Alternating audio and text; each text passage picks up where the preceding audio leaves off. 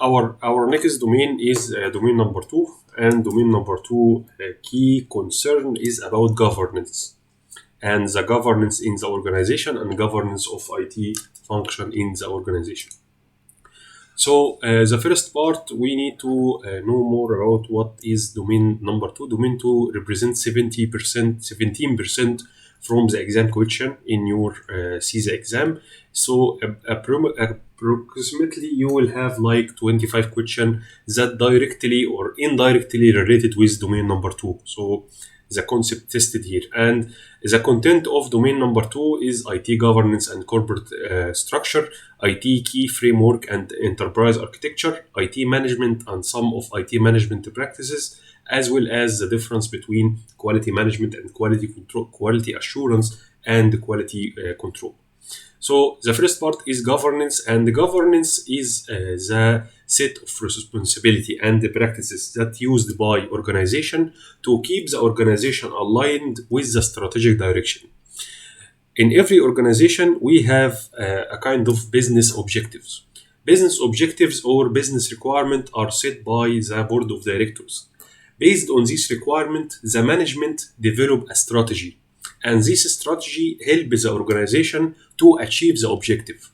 So objective comes first, and then the strategy is built in order to help the organization to achieve the objective. Based on this strategy, information security team can conduct or can develop the information security policy. Remember, first business objective, then it comes as a strategy that support this business objective, and after then we implement enterprise architecture, we implement the tools, techniques, control that support the implementation of this strategy. So I am just trying to describe what is the big picture. Objective first, strategy, and then anything else including enterprise architecture, for instance. Enterprise governing of IT is a way to ensure that the IT environment is aligned with the overall organizational governance tool. EGIT or enterprise governance of IT concerned about how to manage IT resources that in a way that support the stakeholders' needs. تفضلي. The board of directors is the primary responsible for the enterprise governance of IT, and from the perspective of CISA exam and from the perspective of real world, whenever I hear the word accountable, ultimate responsible, the answer will be board of director. So board of director is the highest level of management in the organization, and this board is responsible for effectively manage and implement enterprise governance of IT. Governance can be achieved by leadership, organizational structure, policies, and performance monitoring. And effective enterprise governance of IT ensures that the risk of IT is managed in the organization, as well as ensure that IT projects are producing value or delivering a value. So that's essentially mean that IT projects are achieving the return of investment. So when we discuss the relation between enterprise governance and the governance of IT, we will find that in any enterprise governance mechanism, we have two kinds of governance. We have corporate governance and we have IT governance, business governance. Corporate governance ensures that the internal operation conform with the requirements, while business governance ensures that the performance measures are aligning with the requirements set by the business. For IT governance, we take care by these two aspects. From the perspective of corporate governance, which means the conformance of the processes, we use the risk management in IT. We use a kind of techniques to effectively manage the risk in the business. In regard to business governance, IT try to produce or try to contribute in revenue generation in the organization. For some opinion, many executives look to the IT as a department that has a lot of expenditure. They do not add to the total money of the organization or don't participate in revenue generation. However, as a real example, IT although it does not participate in revenue generation, but IT or information technology assist the business to achieve the objectives. IT contribute to the business by making the process more simple, automate what can be automated. This can, in some extent, reduce the cost in the organization. So, mature organizations understand that IT, although it does not directly participate in revenue generation, but it participates in indirect way in revenue generation by reducing the cost through automation or through simplification of the process, or even increase the customer loyalty by simplifying many of business processes by digitalizing it instead of making it online, such as e-banking, for instance, which is a feature provided by banks to keep customers loyal. EGIT have many processes, or the enterprise governance of IT has many processes that help the enterprise governance of IT achieve the risk management and achieve the return or good return of investment. One of these processes is IT resource management, which is responsible for tracking and monitoring IT inventory and manage risk related to IT. Also, the performance management, which monitor IT resources and compare it with some benchmarks with other peers to ensure that the performance conform with general or acceptable standards. Also, analyze the monitor result and take actions to improve performance. Also, compliance management, which consider legal, contractual, and regulatory requirement into IT processes. Example for compliance management, the legal team that reviews a contract, the vendor management and supply chain management process, and so on. And if you can recall, when I was discussing the content as the first day about the CISA content, I said that in domain number 2, you will encounter a lot of definitions that are related with an ITIL certification or ITIL foundation certificate. Do you remember this? So you are expected to have a quick refresher for ITIL in this domain particularly. So we need to differentiate between the concept of governance and concept of management. From the broad term, the governance is what directs the managers to do the action. In other term, board of director is responsible for governance. How board of director promote the governance in the organization? Board of director is the one who know what is the business needs. He evaluates the business needs and then direct the management or the executive management to do or to achieve these goals or to achieve these business needs. So governance is about to set direction. In governance, we set direction, while management start to do planning, building plans, and executing and running these plans and monitoring performance in order to achieve the business needs directed by the governance. Then it feed back to a governance entity or the board of director, which monitor and provide feedback and recommendations. So governance is to direct, but management is to implement the process or implement the steps to meet this directive or meet this direction. Organizational structure in any organization, typically we have this form of organization. The organization is chaired or is managed by the board of directors, which include executives and the non-executive members.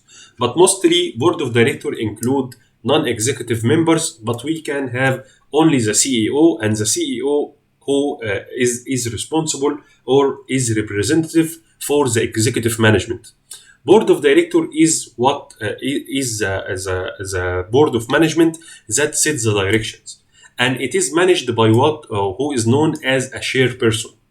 Chairperson or a chairman is the one who is responsible for managing the board of directors, coordinating the meetings of the board of directors, listen and takes advice of the board of directors, and oversight the activity of the board of directors. Under the authority of board of directors or in the direct reporting channel, we will have the audit committee of board. And the audit committee of board is subset from board of directors that include members from the board of director, and we can find the chairperson also chair the audit committee. So we can find the chairman manage or chair the board of directors as well as the audit committee of board of directors. Audit committee responsible for taking the reports and oversight the audit missions for either internal audit and external audit. And remember, audit committee was responsible for issuing the audit charter. Under the board of director, CEO is directly report to the board of director, and under the CEO, we will have other executive management such as the CFO, COO, CIO, CISO, and CCSO, which could be related to Chief Commercial Officer, Chief Information Security Officer, Chief IT Officer, or Chief Information Officer, or Chief Technology Officer. All of these are possible names for the one who is responsible for IT function.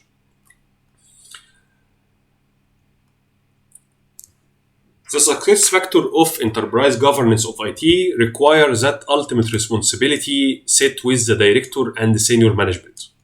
Involvement of the stakeholder is essential for governance to be effective, and accountability need to be established for every function. So we need to have a clear corporate structure, and we need to have responsibility metrics to make every function in the organization under the accountability or the responsibility of it is defined. For example, one of the directives or requirements of ISO standard is to have ISO 27000 is to have a clear structure for information security function that establish the accountability of information security. That's essentially the same term here. We need to establish accountability by defining responsibilities and so on. IT strategy should be developed on business strategy. Remember that business strategy is derived from the business objectives or the business needs from general. IT strategy consists of multiple plans, so plans will be short term for specific objectives, while IT strategy could be a long-term plan for the multiple years objectives. So here we have many terms. Let's conclude it. We have the business objective. Based on business objectives, the board of directors set the business strategy. IT management develops the IT strategy based on the business strategy. IT strategy consists of multiple plans, and these plans help the organization to achieve the goals stated in the business objectives. Plans is focused on a certain task or a certain mission or a certain objective, and it is considered as a short term. To establish governance in effective way, we have multiple committees that help the organization to achieve the enterprise governance of IT. The first committee that we have is what is called IT Strategy Committee.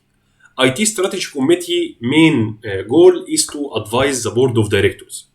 Board of directors need someone who has knowledge in IT and understand what are the emerging technologies and what will be the technological advance within the upcoming years.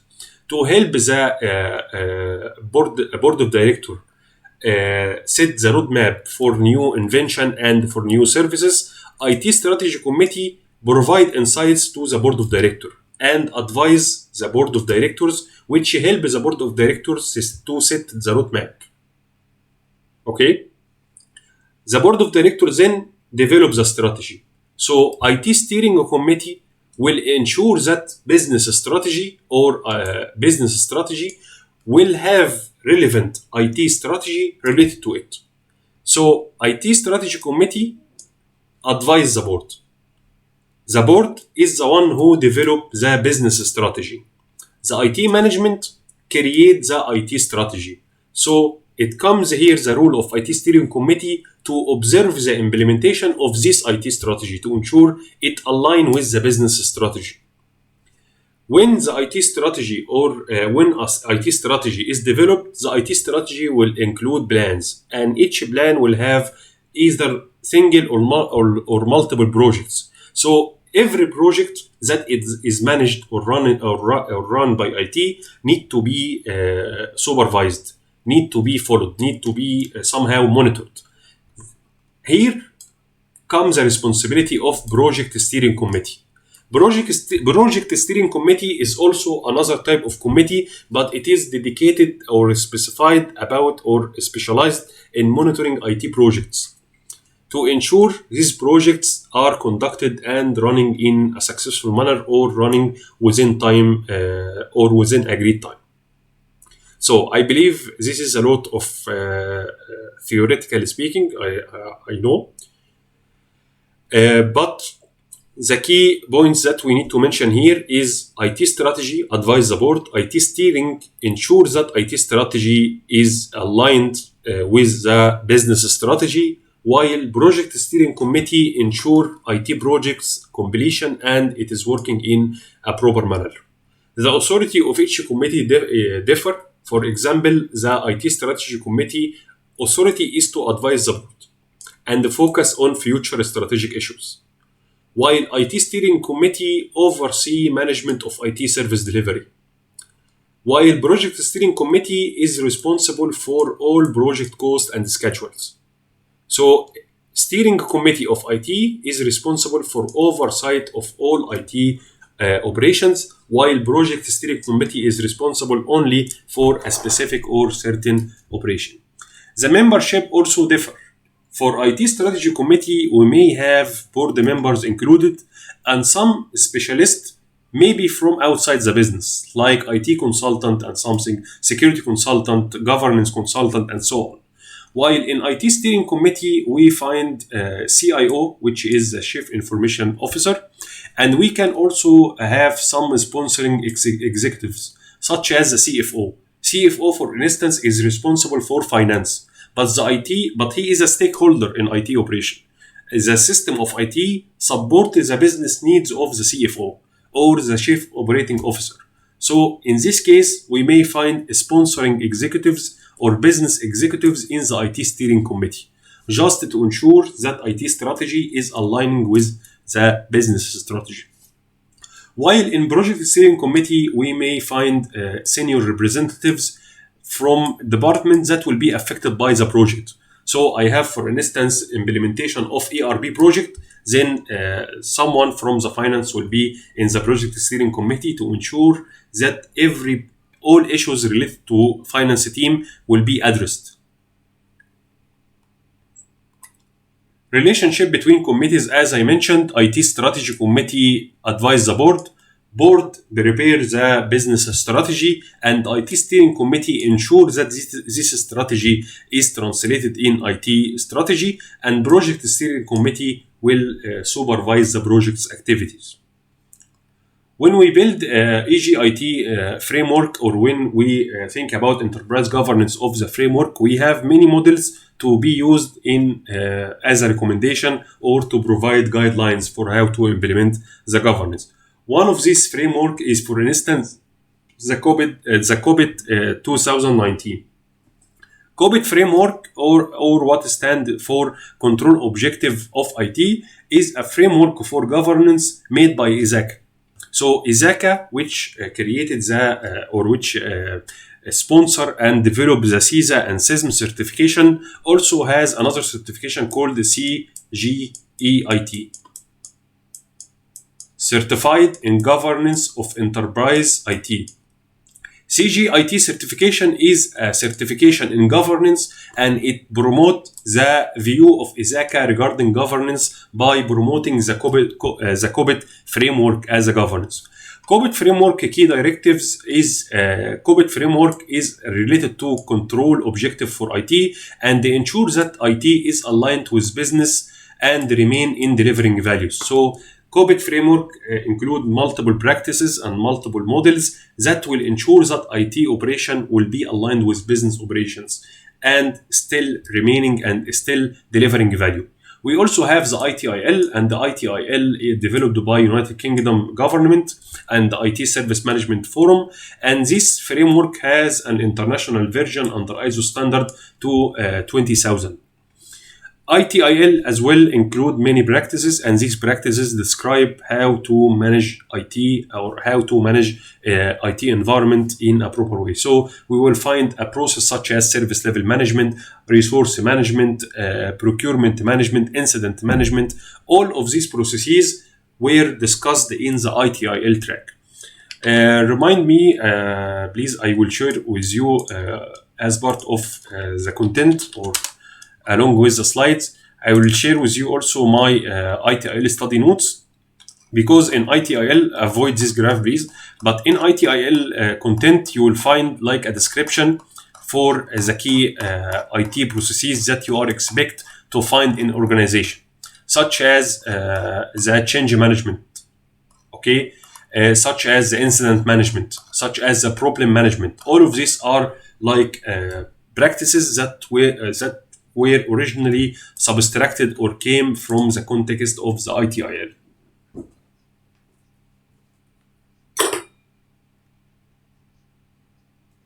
Yeah, and this is what is the framework.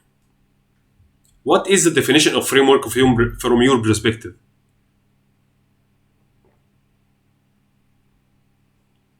What do I mean when I say I am adopting a certain framework?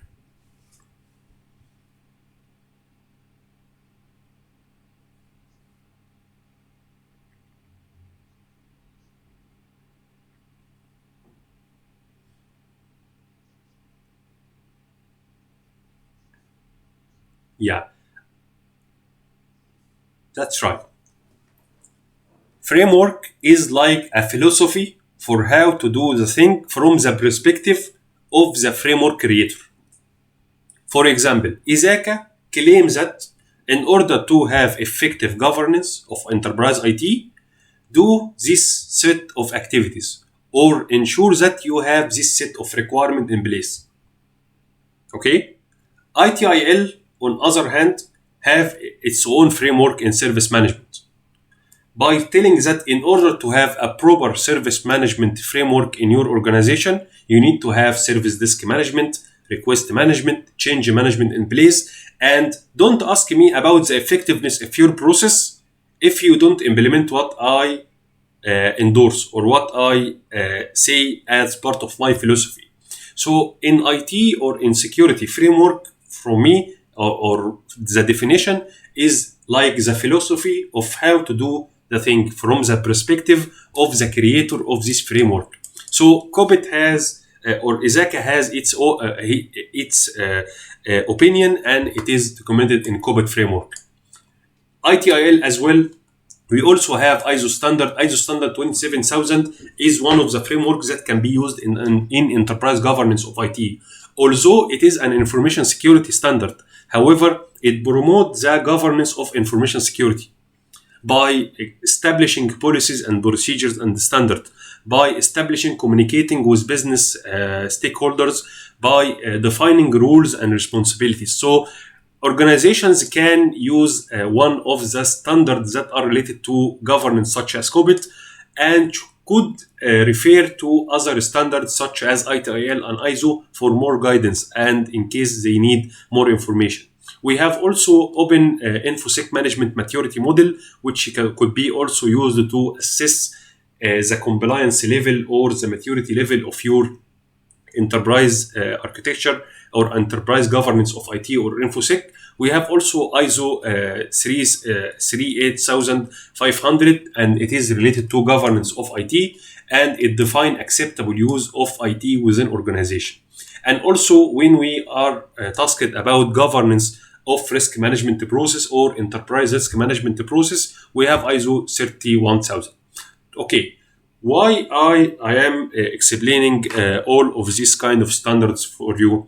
Because you could expect during the exam to have MCQ questions that is asking you which of these standards is defining the acceptable use of IT within organization.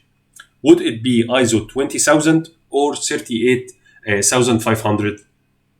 I am here just mentioning the keywords that you will need to take care about. Okay, which framework, which ISO standard is related to enterprise risk management It would be ISO 31000. Enterprise architecture is set of practices and tools and controls that organization is used to manage the IT assets and to run the IT system. Enterprise architecture goal is to help the organization to acquire the most effective technology that compatible with IT framework. So we may have the enterprise governance framework, enterprise architecture framework. So I will have like a documentation with the requirement or which technologies that is required, and it could be easily integrated in my environment. This could be documented in the enterprise architecture. Before purchasing or procuring a new product, we need to refer to our enterprise architecture to make you to make things simple to you, just to express what I need to say. We mentioned earlier we have an objective, and based on objective we create strategy, and based on strategy we create IT strategy, and based on IT strategy we will create what is called policy. So in policies, for instance, we will have like password requirement, access control requirement, patch management policy, backup policy, and so on. Based on the requirements set in the policy, we develop our enterprise architecture document. Enterprise architecture document is like a document or a graph or a visual diagram that show what the controls are needed in our IT environment. For example, okay, so whenever we think about a new solution, a new hardware, a new system, a new software, we assess the compatibility with this new solution with the enterprise architecture that we have in place. Enterprise architecture could not have a specific or explicit security or technology solutions. For instance, I cannot say in my enterprise architecture, I have Cisco firewall. We only say I have a firewall, because as per the enterprise architecture, the requirements of the policy require a firewall to be placed between users and servers. So by referring to the enterprise architecture while evaluating a certain technology, we will have we will understand, or we will know if this solution is compatible with our enterprise architecture or not. The key part here, or the most important key point here, is the enterprise architecture should follow the policy creation. Okay? Because based on the policy, I will understand what will be the enterprise architecture that I am using in place, or what will be the architecture that I will use. We can look to the enterprise architecture from two perspectives. The first one is technology-driven and business-driven. One from the perspective of technology and one from the perspective of business. So we usually do two enterprise architecture in the organization. One is concerned about processes and relation between different position or different department inside the organization, and other enterprise architecture that is related to technology or tools that will be used in technology. I'm just trying to expand how we could look to the enterprise architecture. Enterprise architecture could be related to processes, could be related to IT system, could be related to security requirement and security systems. There are a lot of enterprise architecture framework. One of them was the COBIT, and we also have Zachman framework, which is related to enterprise architecture only, and also we have the TOGAF. These are the most well-known enterprise architecture frameworks. Information security governance is very important because as the world is connected over the internet and the risk exposure and the threat exposure is very high, then we have a huge risk that is increasing from time to time. So having a mature security function with defined responsibility as rule and rules is important to mitigate such risk. Information security governance mainly concerned about CIA, confidentiality, integrity, and requirement. So having information security team in place will ensure that your organization is considering the CIA requirement across the life cycle of data and across the life cycle of the projects. Accountability of InfoSec governance, however, still lie with the board of directors, because they are who will hire the CISO, or they will be who approve the policy. As we said yesterday when we were discussing the policies and the standards, we said that in the policies should be approved, because organization usually hire the CISO to manage the InfoSec function. And CISO study the IT strategy and the business strategy. And based on this strategy, he develops the security policy that is aligned with this strategy. As long as this policy is not approved by top management or the board of directors, this policy will be nothing. It will not have any value. So that's why the ultimate responsibility will lie with the board of directors. Because without their support, without their approval, without their caring about security requirements and establishing security function, the IT security will be, or InfoSec function will be in a bad situation.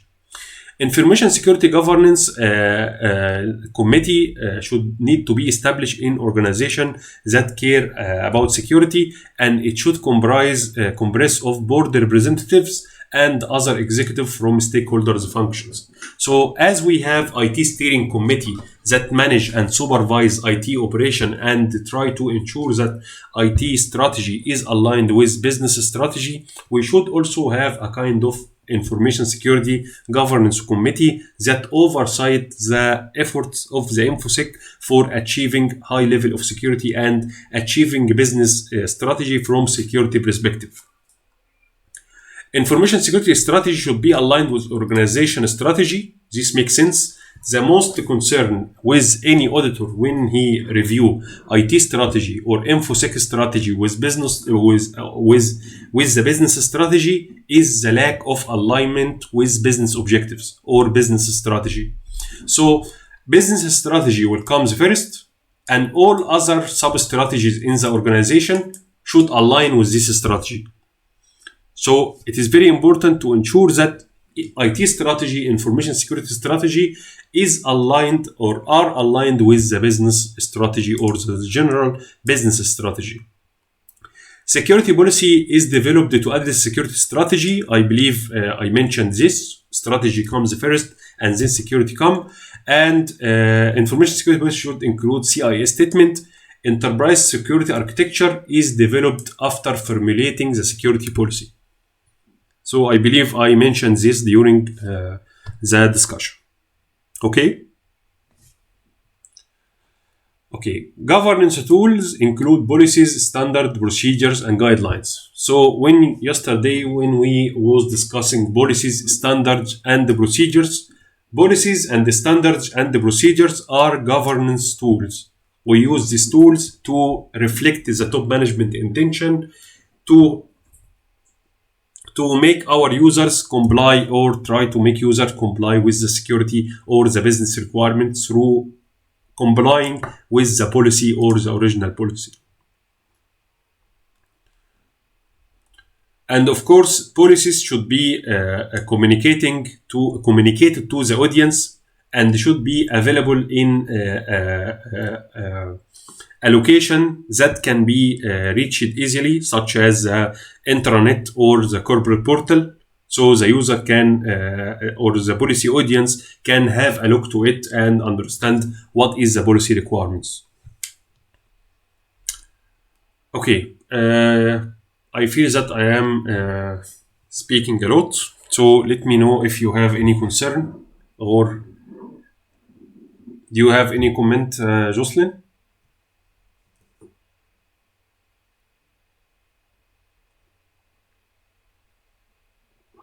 Okay, am I discussing in a fast pace? Do you think that, or do you want me to slow down somehow?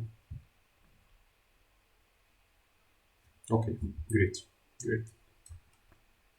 Okay. When organizations develop policies, they develop policies or using two methods. The first method is the top-down approach. Top-down approach will mean that we will take the business objectives and we'll take the strategy, and based on the strategy, we will develop the policy. This type of policy creation will consider enterprise requirements, and it will lead to more consistency. And also it will be time consuming to take the policy and develop, or take the strategy and study it in order to create a policy. And why this is relevant, or why we are discussing this. Consider you are in a multinational organization with branches or business units across the globe. In multinational organizations, every business unit could have its own requirements according to the business or according to the area that it is operating in.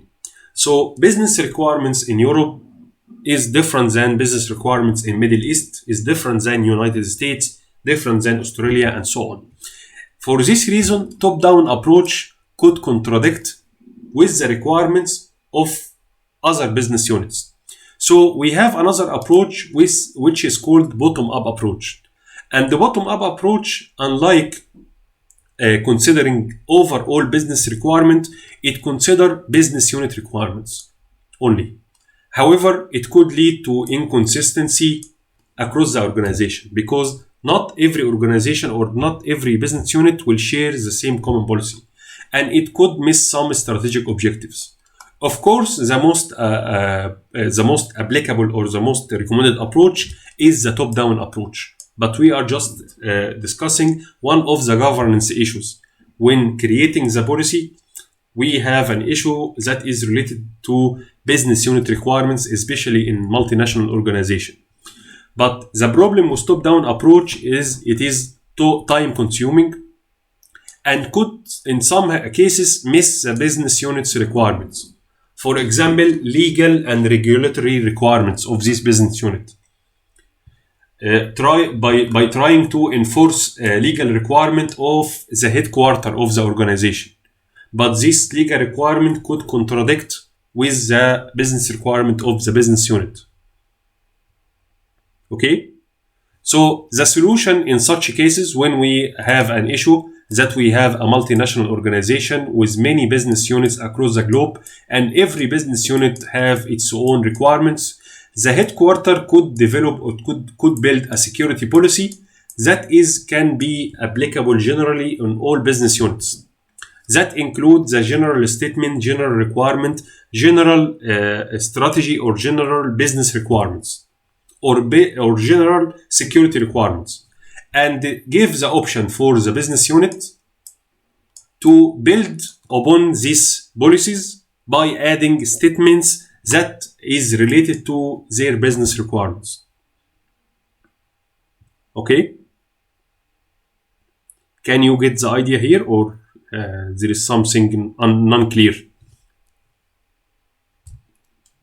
So I believe you will encounter similar question during answering the questions, that you will find a question telling you that a multinational organization with many branches in different jurisdiction, there is a word called jurisdictional,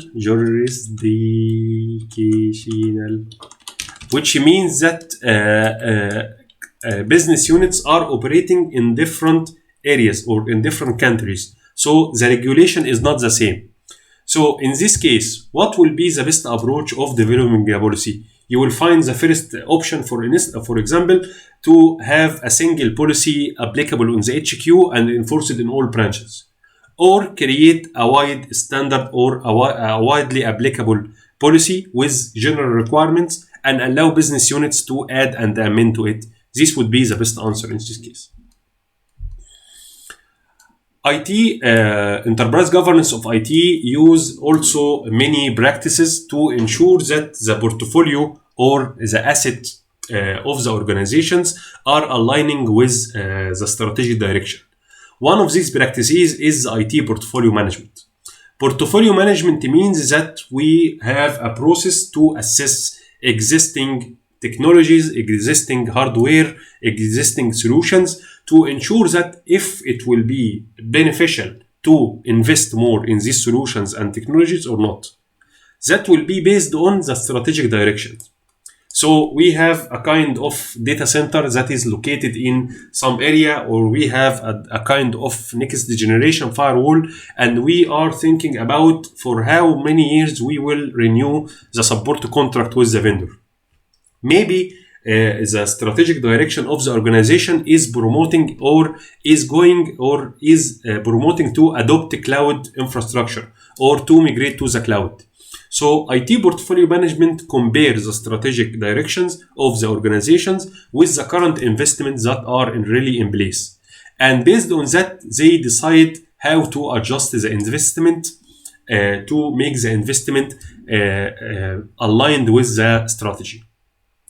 Return of investment is something that the author need to review. However, in IT, return of investment is not only financial. Return of investment as IT could be a result of financial benefits due to cost reduction or non-financial benefits that could be simply customer satisfaction and increasing the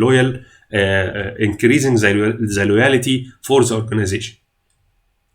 For IT, we should have a kind of structure. So generally we have the CIO or IT director that is responsible for IT activities and managing IT.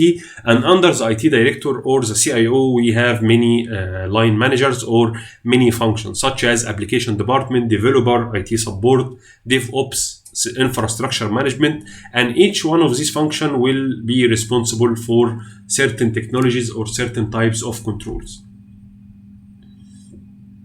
Okay.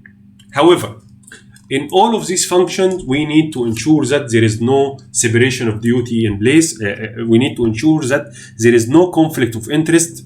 In other words, we need to ensure that there is also a separation of duties. For example, Chief Information Security Officer should not report to the CIO. For some, or in some cases, we may find that the CEO has the COO under its direct reporting, and has the CIO and has the CFO. And under the CIO, we can find the CISO. So the Chief Information Security Officer is reporting to the Chief Information Officer. The problem here is that CIO is main focus is to achieve IT projects or to achieve IT projects in time, while CISO is trying to evaluate the risk, trying to evaluate the issues and security issues, and CISO requirements may make the project subject to some delay, to do penetration testing, to do batching, and so on. By having CISO reporting to CIO directly, a conflict of interest could arise because the goal of CIO contradicts with the goal of CISO. CIO has a problem to delay a project, but CISO doesn't have this problem because he wants the service to be secure as much as it could before it is being launched to production environment. This is one example for conflict of interest if the CISO is reporting directly to the CIO. So there should be a separation here. Go ahead, please. They should both report to the CEO, for example.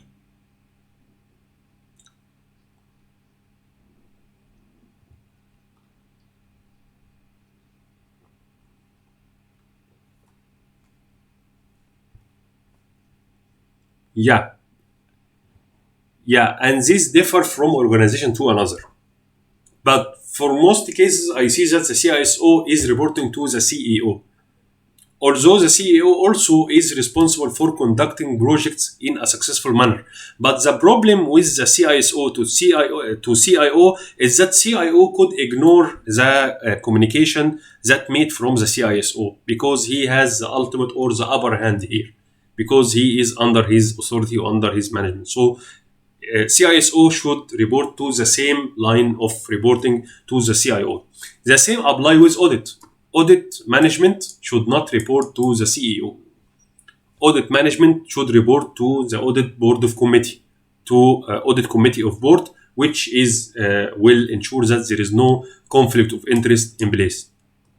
Developer should not have access to production, and this is how to or another term or another meaning for separation of duties. Generally speaking, we should have a developer, and developer should have access to developing or testing environment. But in order to develop or release a new software in production environment, this task should be done by different person. For example, by let's say the DevOps team, or by application support team, or through an automated tool such as versioning system or software code management system.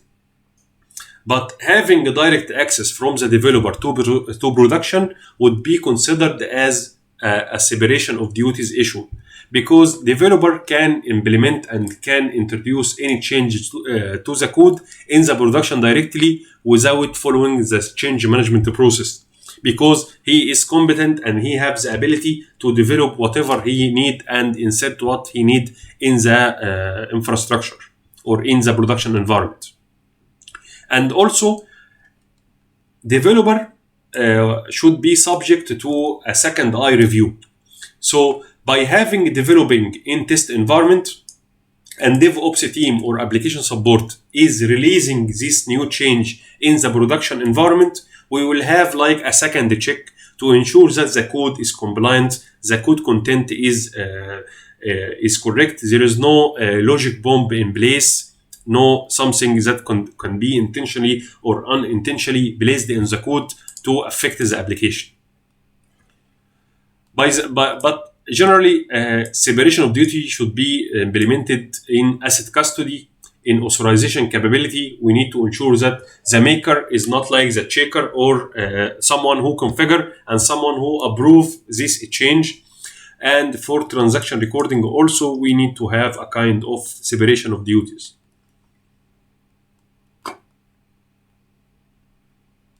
And I believe yesterday we discussed the concept of collusion, which is agreement between employee to do a kind of illegal act by violating the rule. So staff rotation could be a proper control against collusion. When we audit compliance with legal and regulatory requirements, we need to ensure that organization has identified all laws and regulations that are affecting the organization, especially the privacy laws. We also could have a function in our organization called the GRC, or Governance, Risk and Compliance. And GRC team will be responsible for ensure that governance is effectively managed and achieved, risk is effectively managed, compliance is documented, or compliance requirements are implemented and followed. And this is the meaning of jurisdictional areas. So all of this would be questions if I am assessing if my company is or if my company is somehow, let's say, following or recording the compliance and legal